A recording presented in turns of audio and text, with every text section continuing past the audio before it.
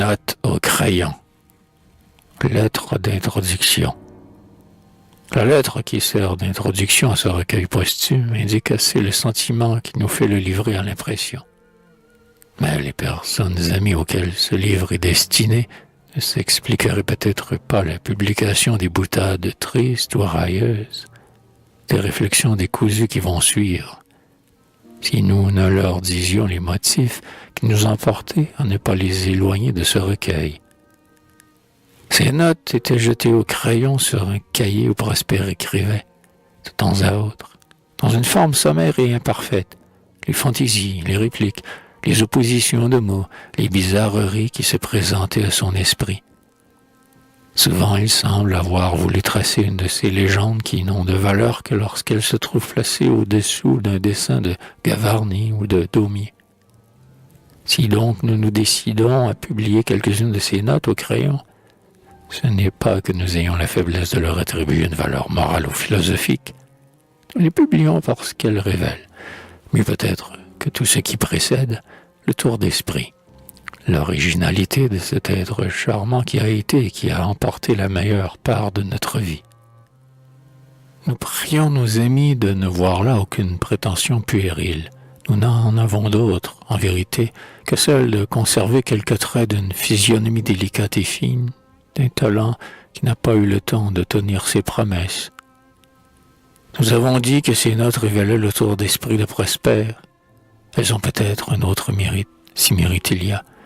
C'est qu'elles révèlent et prennent, en quelque sorte, sur le fait, bien à l'insu de leur auteur, quelques traits aussi de l'esprit, des tendances, des déceptions, des tristesses du temps présent.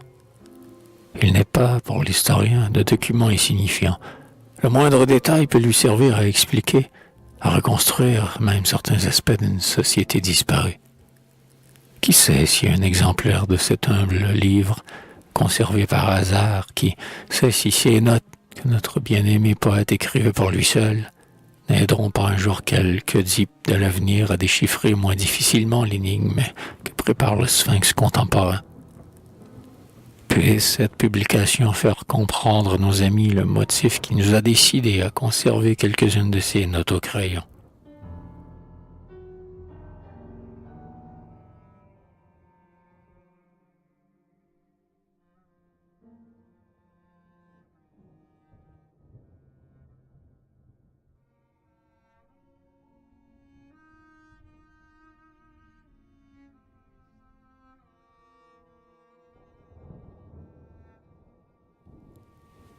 En marge d'un cahier. Dans une cuisine de campagne, sur la table en bois blanc, les mouches serrées les unes contre les autres dans les endroits où donne le soleil.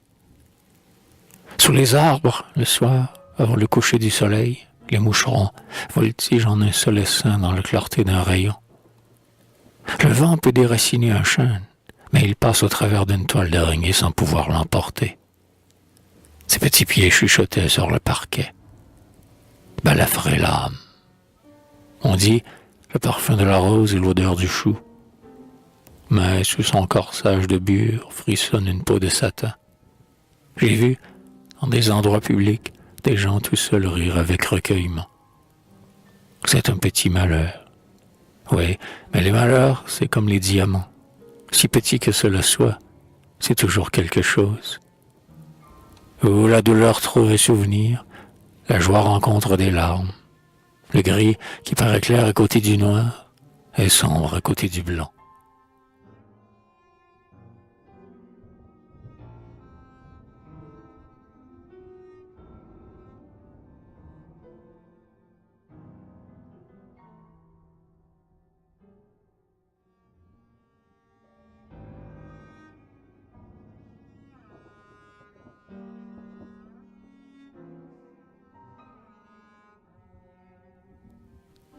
Opinion sur tel et tel. Il est de ces gens dont la fréquentation gâterait n'importe quelle nature, comme la boue et la poussière qui tachent en blanc sur les habits noirs et en noir sur les robes blanches. La visite de madame est une chose si ennuyeuse que, lorsqu'on la reçoit, c'est sans le faire exprès, comme une tuile. Son ingratitude est si grande qu'un bienfait s'y perdrait, quoi qu'en dise La Fontaine. X ne procède qu'avec du papier timbré. Son papier est comme lui. C'est sa manière de le faire marquer à son chiffre. Chez lui, la main gauche semblait ignorer ce qu'avait reçu la main droite. Vous connaissez Chose, le jeune banquier? Pour la toilette, il ne craint personne. Ce garçon-là a toujours une tenue admirable, disait-on l'autre jour devant le petit œil. C'est vrai, fit-elle en chérissant. Une tenue de livre.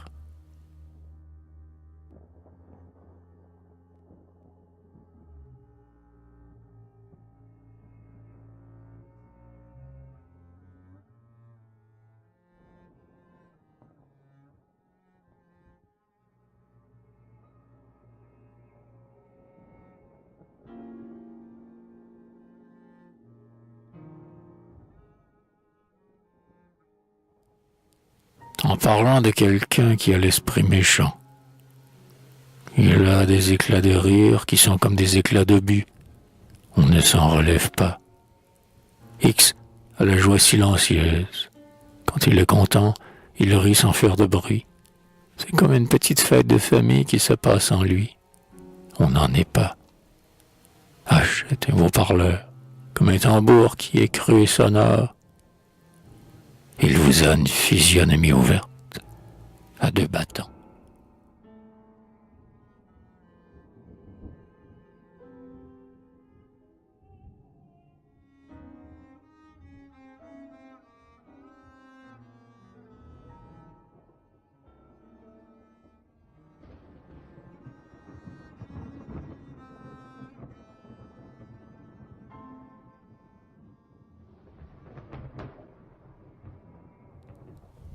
En parlant de Madame A, qui est bégueule et prétentieuse.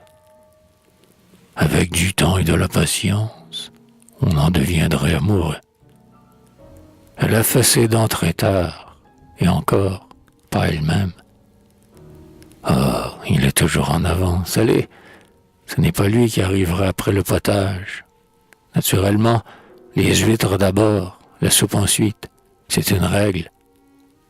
Elle, jeune, je réponds qu'elle n'a pas besoin de se mettre à deux pour avoir 40 ans. On lui prête des amants. Qui lui en prête? Mais, Madame T. Oh, elle? Cela n'est pas étonnant. Elle en a assez pour en prêter aux autres.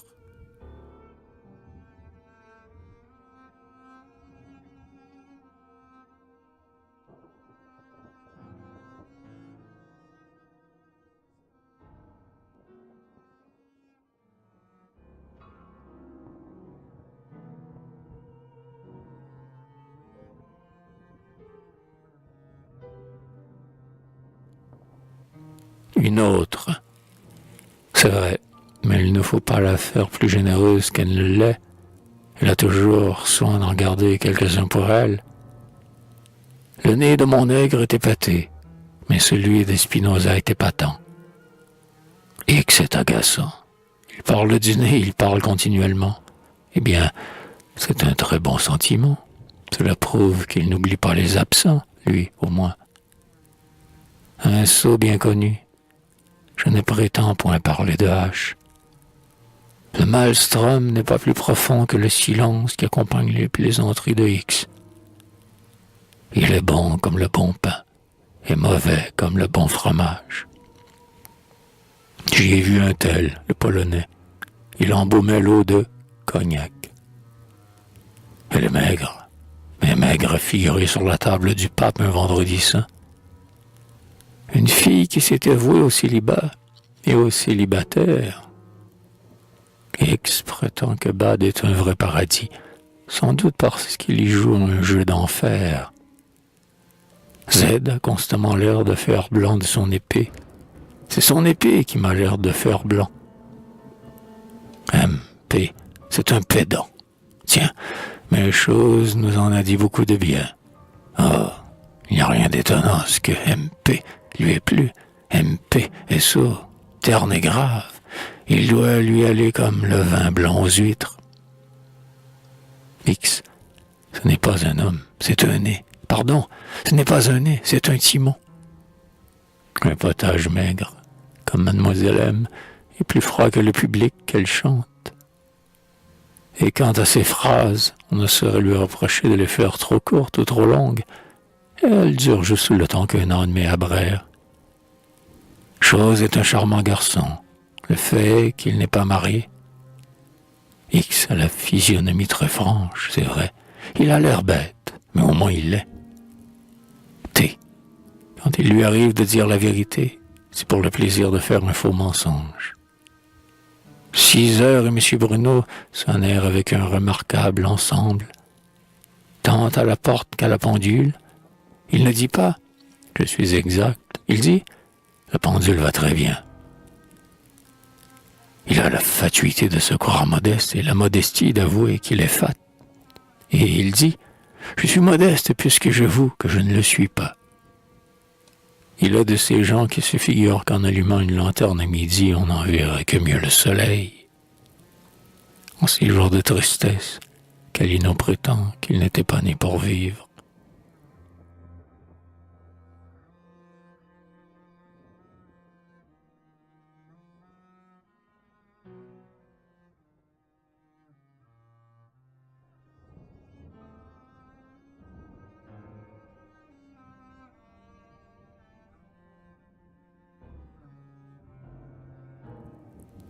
Caprice du langage. On appelle âge tendre, sans doute par antiphrase, l'époque de la vie où l'on n'a pas encore connu l'amour. Pas le plus petit géant, pas l'ombre de soleil, pas la queue d'une tête.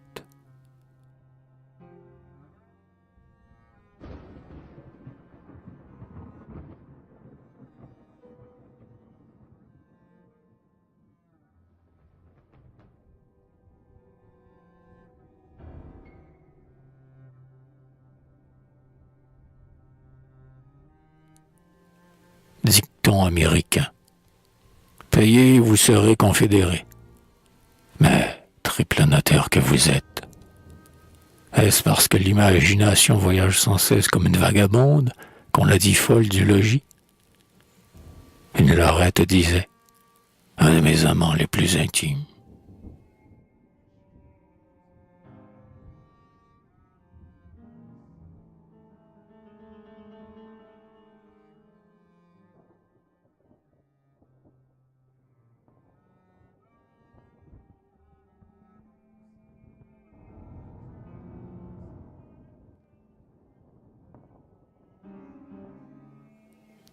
Ce que disent les 10 heures de rien.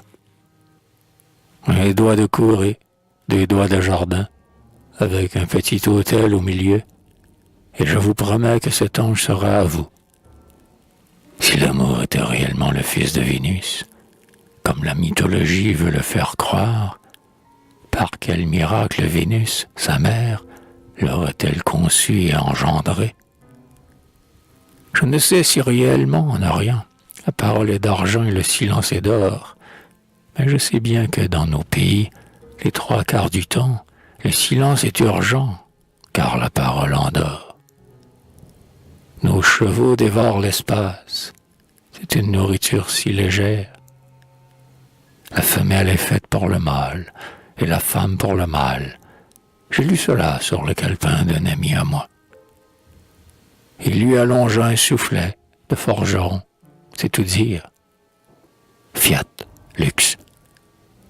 8 et 7 font 15, et 5 font 20. Je pose 0 et je ne vous retiens plus. C'est assez pour vous dire que vous pouvez vous en aller. Les caresses ne prouvent rien. On n'aime pas toujours la carrière qu'on embrasse. J'entends dire bien souvent qu'il n'y a plus d'enfants. Ce n'est toujours pas faute d'en faire. Dans le journalisme actuel, il faut être timbré pour aborder les questions dites sérieuses. Un condamné à mort disait « Le bourreau et moi, nous sommes de la même taille, mais bientôt il aura la tête de plus que moi. » Une sauce relevée, un peu plus haut que le genou. À la guerre, il faut qu'on paye ou qu'on pille. Il faut que la chasse soit ouverte ou fermée. Les voyages déforment les chapeaux et les mâles.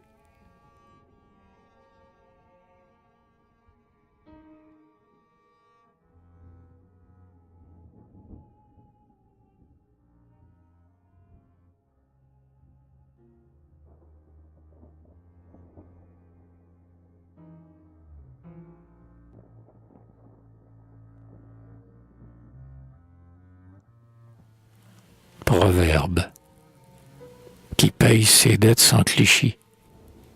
On dit la fortune, c'est le travail. On dit le travail, c'est la liberté. Or, la liberté fait les révolutions, et les révolutions détruisent les fortunes. Que de déjeuners de soleil, mangés par une averse. Et les fils uniques sont rares, sans doute parce qu'on en trouve rarement plus d'un dans la même famille. La vie tient à un fil, et l'heure à une aiguille. Comme on dort bien dans son lit quand on est couché, sur un bon testament. X parle depuis longtemps de se brûler la cervelle. Bah, il sait bien que le feu ne se propage pas dans le vide. La vérité sort de la bouche de l'innocence, pour n'y plus revenir.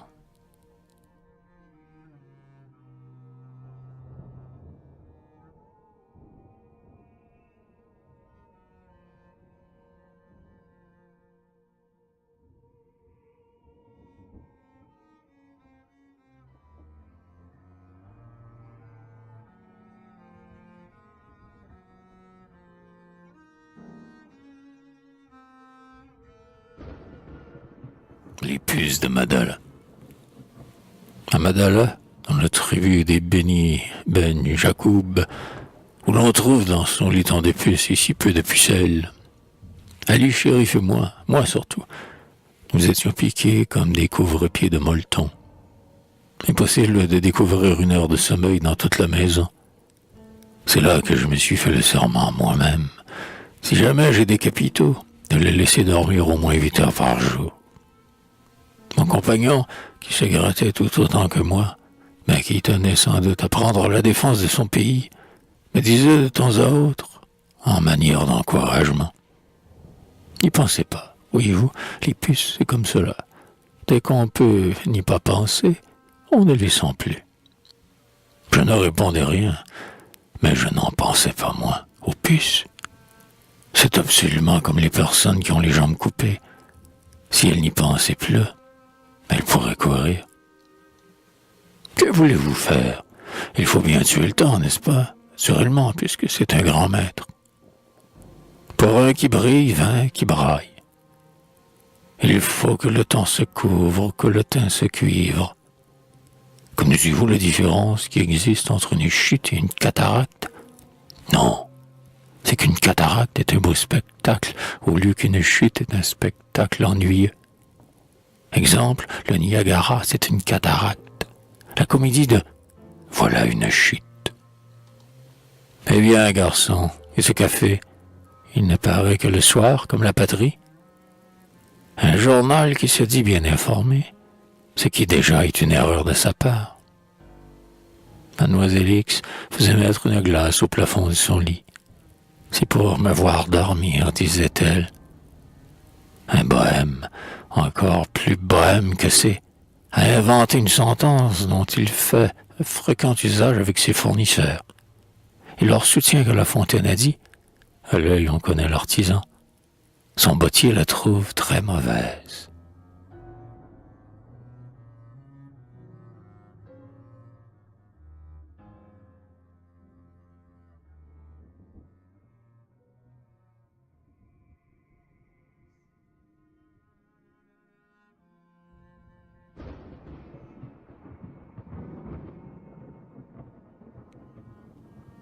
Le mariage en 2 parties. L'une de miel, l'autre de fiel.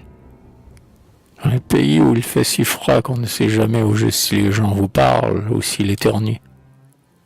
Et la pièce tombait, toujours. J'ai la faim canine et la soif câline.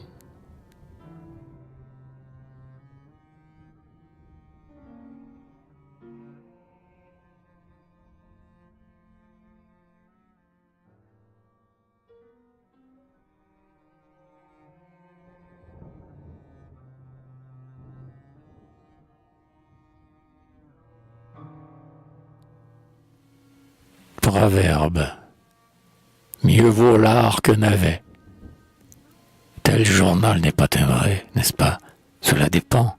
Comment l'entendez-vous? Je ne sais pas ce que j'ai. Je crois que je vais être malade. Je m'endors continuellement. Vous vous écoutez trop, mon cher. X n'a pas le moindre fond. C'est un vrai tonneau d'Adélaïde.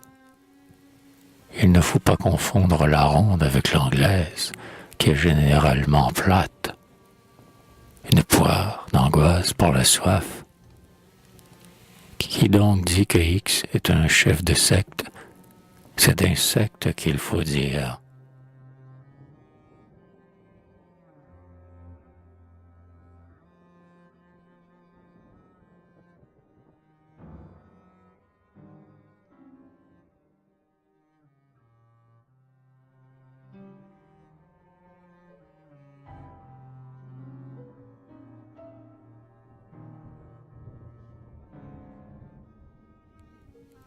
En calèche. Qu'est-ce qui sent donc le brûlé? Nous allons très vite. Ça doit être le pavé. Calino, toujours Calino. Il n'y a que lui pour cela. Admirer un géant. Dieu, comme il serait grand si c'était un nain, disait-il. Quel grand nain cela ferait. Le gros X fume continuellement. Ce n'est pas un homme, c'est une cheminée, bouchée. L'avez-vous revu? Oui, je l'ai revu et corrigé. Madame M me disait en parlant de thé. Comment une femme peut-elle supporter qu'un être pareil lui fasse la cour? C'est à peine si je lui permettrais de faire mon escalier. Vous connaissez donc chose? Il m'a été présenté hier. Et est-ce qu'il vous a plu? Ah, verse. Je ne savais plus où me fourrer. Un tel, je ne peux pas le sentir. Mon cher, il faut que vous y mettiez bien de la mauvaise volonté, ou que vous ayez le nez bouché à l'émairie. Il a pris ses clics et ses claques. Il les a reçus, puis il s'est en allé. Mais enfin, pourquoi le supportez-vous de sa part et pas de la mienne? Il en a le droit, lui. Eh bien, et moi? Vous, c'est le contraire. Vous n'en avez que le travers. Un nègre qui lisait un rapport de M. B, de l'Institut sur les Noirs, dans lequel ce savant expliquait que la présence d'une grande quantité de fer dans le sang des nègres est l'unique cause de leur couleur, s'écriait amèrement. Si c'était au moins du fer blanc. La direction du vaudeville est presque aussi impossible que celle des ballons. J'ai demeuré en face d'un changeur et j'ai remarqué qu'il entrait par jour dans sa boutique environ 5 fois plus de femmes que d'hommes.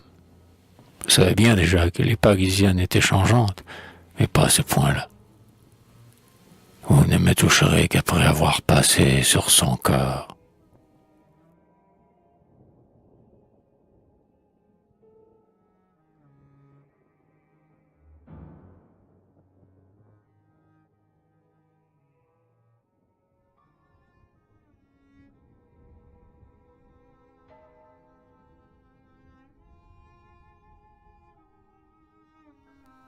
Devant une table splendidement mise. Vous voyez, comment trouvez-vous que ce couvert est mis? Comme un prince. On sent l'air lorsqu'il est frais, le poisson lorsqu'il ne l'est pas. Pourquoi dit-on « Madame est servie » quand c'est la soupe qui est servie? Une femme a son voisin de table, comme les hommes sont gourmands. C'est donc une bien douce chose que d'être ainsi sur sa bouche. Lui, pas si douce à coup sûr que d'être sur la vôtre.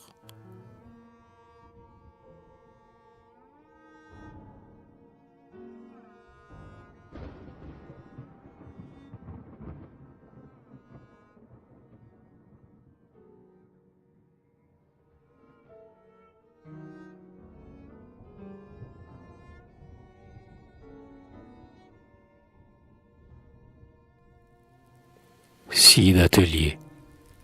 Mon cher, avec un gilet de bœuf, une culotte pareille, des pieds truffés, un col de poisson, une tête de veau, des côtelettes de mouton, un chapeau d'humain, un cœur, de salade et surtout une langue farcie, pourvu qu'on possède un certain chic à la noix, on peut toujours se tenir au milieu d'un entourage de cornichons.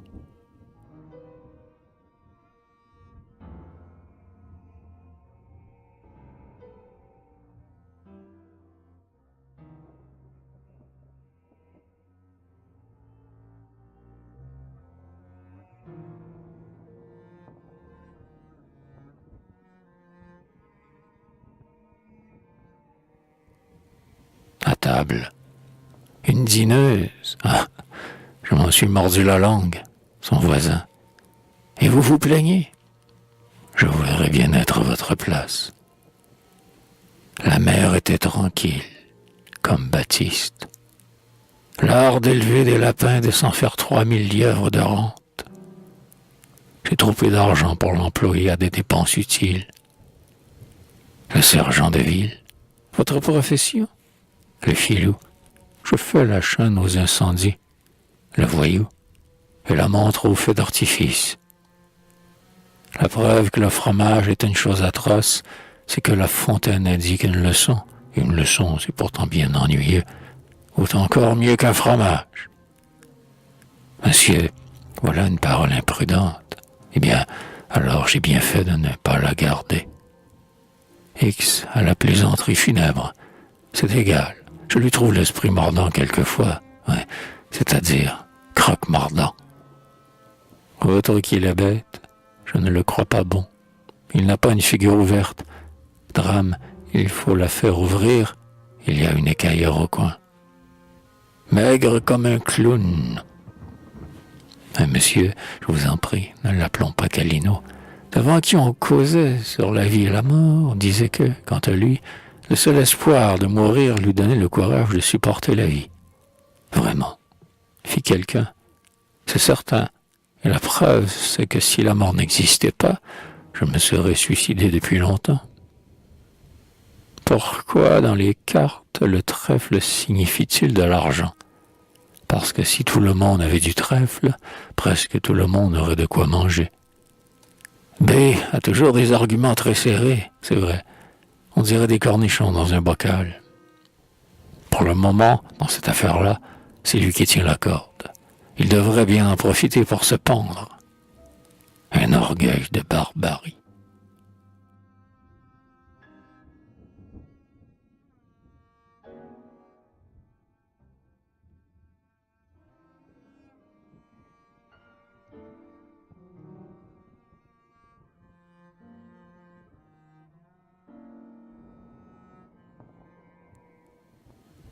Dicton.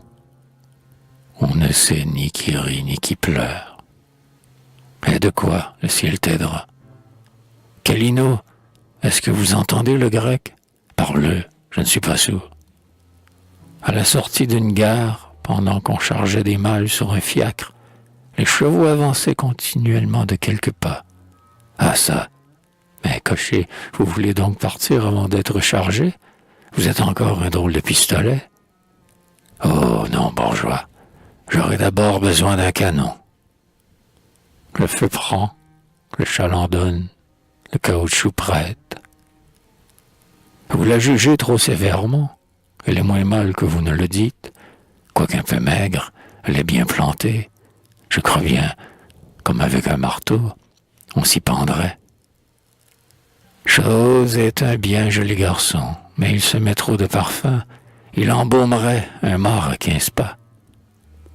Les sujets de tristesse ou les sujets de pendule, c'est autre chose.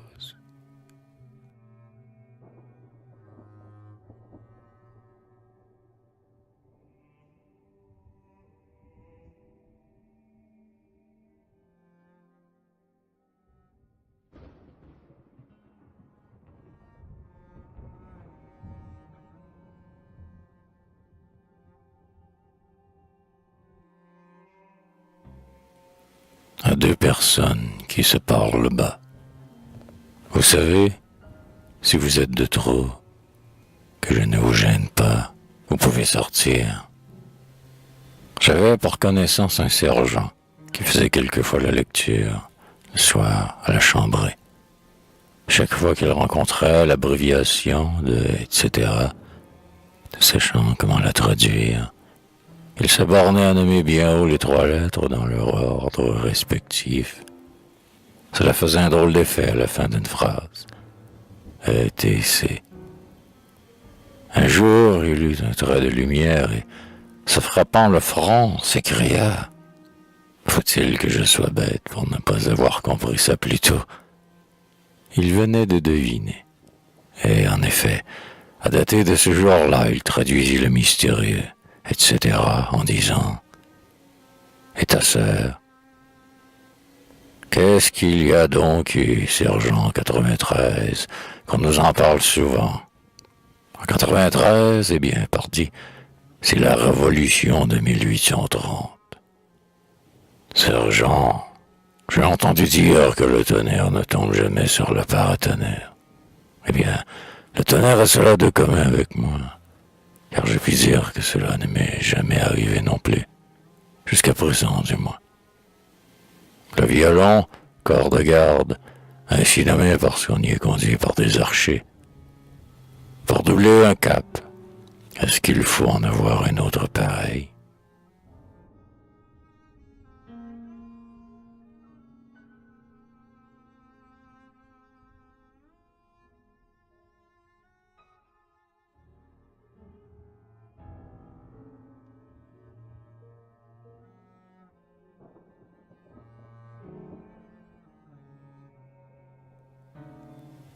Au bal de l'opéra. Un sauvage. Et Port-Rouge, est-ce que c'est vrai que dans ton quartier les forêts sont encore vierges? Voyons, monsieur, offre donc un rafraîchissement à madame. À son âge, cela ne peut pas lui faire de mal. À un vieux. Pardon, monsieur, c'est bien au doyen des centenaires de France que j'ai l'honneur de parler. Madame est blanchisseuse. Ah, j'ai reconnu cela tout de suite en voyant ses battoirs. Un municipal, à la porte du foyer. Dites-moi un peu, vous n'auriez pas vu par hasard passer un monsieur en habit noir? Un arrivant. Monsieur arrive de Cancale? C'est dommage, on n'en veut plus. La soupe est servie. Au même arrivant. Mais comme vous voilà fripé, jeune homme, vous étiez donc bien serré dans cette bourriche, un nez dans le genre de celui de Polichinelle. Toi, tu as un joli nez, c'est vrai, mais c'est bien dommage que tu n'en aies qu'un. Si tu pouvais te procurer la paire, je t'assure que tu ferais de l'argent. Une voiture à store baissée entre Paris au petit trou. À l'octroi, l'employé entr'ouvre la portière et dit « Vous n'avez aucune déclaration à faire? Merci. C'est fait. »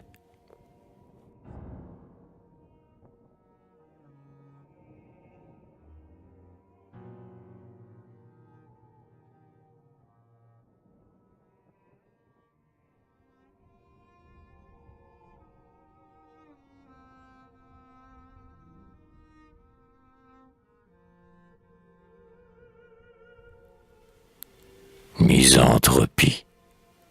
Mon Dieu, rendez-moi des champs qui ne soient pas Élysée, des bois qui ne soient pas de Boulogne, des prés qui ne soient pas Catalans. J'entends souvent des gens se plaindre d'avoir la vue basse, mais n'en ai jamais entendu se plaindre d'avoir l'âme placée au même niveau. Pourtant, il doit en exister. Il est vrai que la bourse a l'air d'un temple grec, mais cette forme est très rationnelle. Si nous n'avions pas nos temples, où diable mettrions-nous nos Grecs, et même nos Juifs, par-dessus le marché? Un écrivailleur, qui passe sa vie à attaquer les gens qui meurent, priait quelqu'un d'écrire 2 lignes sur un album. Voici les 2 lignes.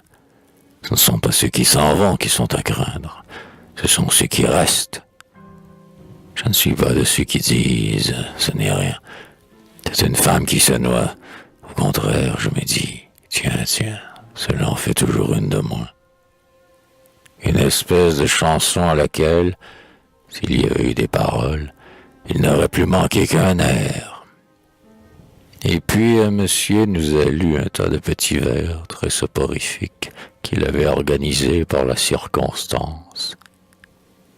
Jadis, les esprits littéraires avaient le culte des filles de mémoire. Les beaux esprits d'aujourd'hui préfèrent les mémoires des filles. Il n'y a que 2 manières de gouverner les peuples. On ne les mène que par la force ou par la farce.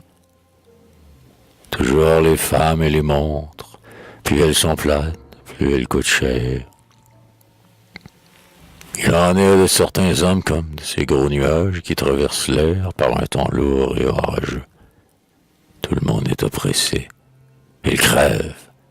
Tout le monde respire.